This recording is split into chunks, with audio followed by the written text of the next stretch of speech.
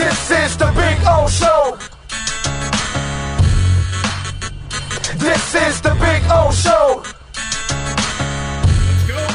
Let's bring him aboard. We unleash the Wolf Pack. There he is. How you feeling, baby? You feeling good? I'm ready to go. I'm ready to go home, man. Raining. Yeah, today's a shit day. It's raining and cold, bro. Yeah, it's rainy. It's cold. It's like day 3 or 4 of the combine. These days blending together. This is kind of like Vegas. I compare this to Vegas. I do like 2 or 3 days, and I think I'm good. I've done all I can do as far as the out scene, the night, trying to get connections and info, and I just need a good night's sleep in my own bed and not drink for one day. Actually, the Airbnb I'm at right now, the bed has sucked, bro. I've gotten shitty sleep the last 3 nights. Actually, yeah. I can't wait to go home tomorrow. And get in my goddamn bed. Dude, let me ask you something. Why do we have lazy media? Like in the Herald today, there's, the Dolphins could be delaying their decision. It would be a smart move if they're considering Lamar Jackson. And it's like, how many times do they have to tell you that, like, Tua's the guy, bro? And why would people even talk about Lamar when they don't have picks to trade? Right. They have to work to get money under the cap. They got to re-sign Wilkins and Sealer, and then they got to improve their team around Tua, all that kind of stuff. First of all, it makes no sense to go get Lamar when Tua is the better passer anyway. So, to me, none of this makes any sense. But why is this clickbait shit still around when it's been, like, documented? I don't know how many times McDaniel and Greer are telling you they're moving forward with Uno. This is a time of year where, drama sells. It's a topic that's fun and interesting. Lamar, the thing about the Lamar situation, and you talk to a lot of people here in the combine about it, there's a lot of uncertainty. People just don't know what's going to go on with him, what's going to go on with the Ravens' decision with him. And so everybody's just trying to pick pieces. And obviously Lamar's been very clear about his feelings of South Florida. It's his hometown. And so it's an easy connection to make. Oh, Lamar is from South Florida. Right. He's there. People always have a lot of questions about Tua. And so I think that's probably the easy route to go connection wise, but I haven't heard anything to make me believe that's any realistic possibility. And so, that's this time of year. You're going to hear, wild things. I was joking. I was chatting with the Bears general manager, yesterday up at the stadium when we were doing the concourse, and I was like, man, how many texts and emails do you get from friends about what you should do with the number 1 pick and all these proposals, trades, and this all stuff? And he's like, the craziest part is they're always like wild proposals, like things that are not realistic. I'm like, like the Bears should trade number 1 for Patrick Mahomes, and that'll be the story, right? And somebody say, I saw somewhere that the Bears are going to trade number 1 for Patrick Mahomes, and it all cycles. It becomes a thing, and it's like this was never realistic. And so we get a lot of that this time of year. But I think Lamar in particular becomes a hot rod for a lot of teams because there's no certainty on where he's going to go. And obviously he's, you have your feelings about Lamar, but Lamar's a dynamic, game-changing player for a lot of franchises. So you insert him there, it changed a lot, and it's a hot topic to debate. I still think he gets tagged. Yeah. He doesn't sign the tag. He holds out. He doesn't get traded anywhere because I don't think anyone is going to give him his contract that he wants. Right. Nobody's going to give up multiple picks and a fully guaranteed deal. Right. To a guy that has gotten injured a lot the last 2 years and missed a lot of games. Yeah. And he needs his legs in order to be an effective quarterback. And so to me, I think this situation is only going to get uglier. And I wonder if Baltimore will be trying to get a backup plan in the process just in case. Yeah, Baltimore's really in no man's zone because they're not in a position to start over and draft a quarterback like where they're drafting. And they built this team essentially around Lamar. And so because of that, it's like you're essentially stuck. But you have a quarterback who's wanting guarantees that are very significant, and the realistic part is you have a quarterback that runs a lot. Well, wait a minute, they do have a Pro Bowl backup running a quarterback. They do have a Pro Bowl backup quarterback. You can say that. But the reality is there's a big drop off between Lamar and Tyler Huntley, and so they have to figure out their situation because it's very dangerous in their view, probably to guarantee him the type of money that he's trying to be guaranteed with the amount of running he does, the propensity he has to potentially get injured. But in the same token, you are nothing as a team if he's not there. And so he has a lot of leverage. The tag makes a lot of sense until you get to that number. But we've seen this thing become a little toxic at times, and the media with the IG posts. And so you got to be very careful on, especially with a guy like Lamar, how you go about this process, what the messaging is. And so this is a really delicate situation, and I honestly don't know how it's going to turn out. I always was of the view that if you have a true franchise quarterback, a guy that you love, you don't let him get away. There's no way. It's just teams don't do that. But this situation does feel a little bit weird. You got players on the team calling out the general manager for his comments on Twitter. Rashad Bateman put out some tweet where he's talking, essentially calling them out. And this is a guy who they drafted 2 years ago. And so there seems to be a lot of disconnect for a team that for a while had been one of the standards of the league of how they do things. And it seems like right now they're in a lot of flux. Stephen Ross apparently is doing it all wrong, bro. You don't build a hospital on the facility. You don't build a new facility, a practice facility. You don't treat your players right. You got to do it the Kansas City Chiefs way. You're not injured. What? Your arm fell off? Get out of here. You got another arm. Get out there on the field. You got to go the Kansas City cheap way. Right. Come on. Right. I mean, the Dolphins are number 2 in the league. Kansas City's 32.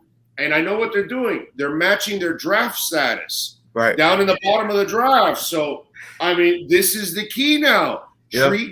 You've seen those relationships, right? Yeah. The guy treats a woman like shit. The woman treats a guy like shit, yet they're kissing their ass, right? That's the key. Stephen Ross has got to reverse this. We got to go back to Biscayne College. We got to start eating, salt pills, not water in between practices. 3 days now. Right. Come on, let's go. Right. And so you're referring obviously to the NFLPA surveys that came out and where they listed teams, and there's a lot of teams that had some ugly ratings, some ugly ratings. And the KC was the training staff. I think they got a D-, I believe, was their grade there. So dude, they said they don't trust the guy. Yes. Oh, shit. That's a wild thing to say. That's wild. Wow. How does that guy go back to work? Yes. And look at those people. And you know what? He probably had a couple disagreements with certain players. He probably knows, he could probably guess a couple of the players that probably trashed him. Yeah. You know what I'm saying? And the good thing for them to be able to be honest is this thing is anonymous. Public. It's public, but it's also anonymous. You don't have to put a name on it because I'm sure they're like, hey, I got to go back in that locker room. But at the same token, I think this is a cool survey because it gives you insight to what players are thinking, what they're talking about. And these are things that we don't talk about a lot because we don't know who, the guys are not going to be truly honest of my trainer sucks or our fit. Like some guys will, as far as their facilities, but most guys are not going to be, hey, we've got the worst facility in the league. But it also gives guys perspective, which I think helps for like free agency. If you're seeing around the league a team that that's awful in certain categories and it's even with the money, maybe that's a difference maker and split. You see a team that's number 2 in rankings and how they treat their players based on what other players think. A team that's 31, obviously I'm going to want to go to where they treat. And by the way, I'm joking, okay, with all of this. Yes. But all kidding aside, this freaking team played hard all year long. They should have beaten Buffalo. Yep. Okay. If McDaniel makes a couple of the right calls there, he might have put his team in position to beat Buffalo in the playoffs. So in a way, treating them right or doing things the right way. I'm joking, of course. I think they are doing things the right way. It is paying off because really all we ever hear is praise of Mike McDaniel. Mm-hmm. All we ever hear is praise of the Dolphins facilities and everything that goes on.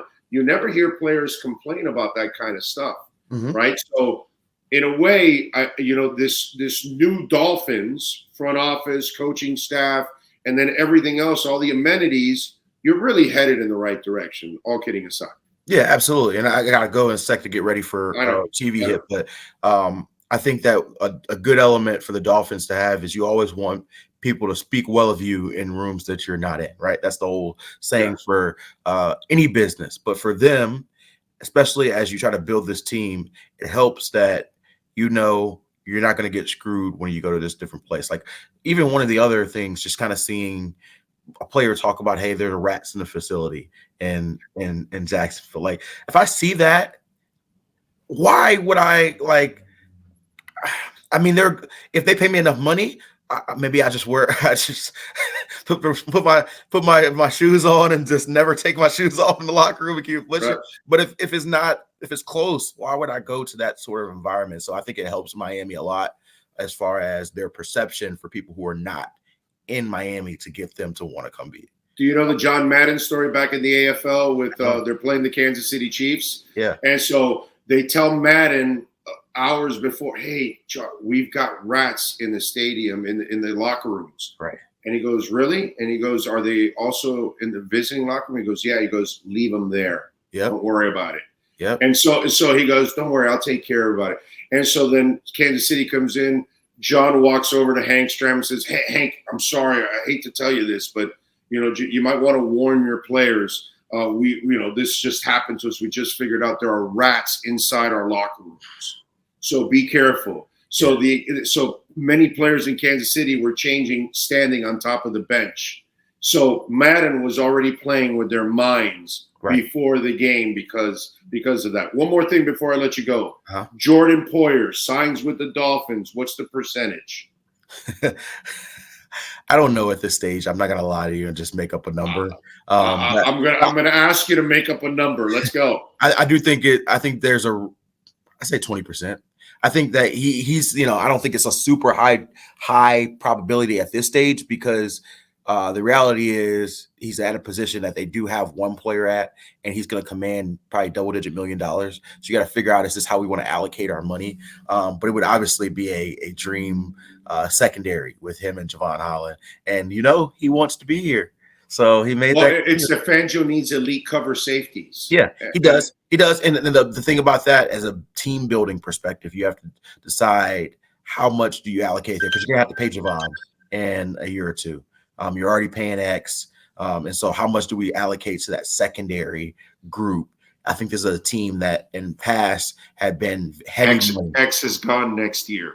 Just between you and me. So this has been a team that spent heavy money on the secondary. The Byron thing obviously didn't figure out. I think they'll become a team that transitions a little bit more of their money balanced throughout the defense, more to the front, as they got to pay Christian, as they're paying Bradley, eventually Jalen. These are things that you have to figure out how you shift the money. And so it's hard to end up allocating that. But that being said, if the number's right and you figure out a way to make it happen, right? Because Jordan Poyer, Javon Holland, that would be special.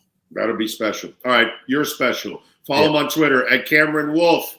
He'll be home soon. Cam, we'll catch up next week, my friend. Appreciate you. Absolutely. Have a good one. Safe travels.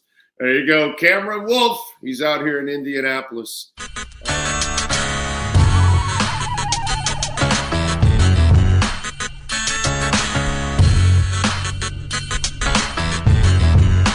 This is the Big O Show. This is the Big O Show.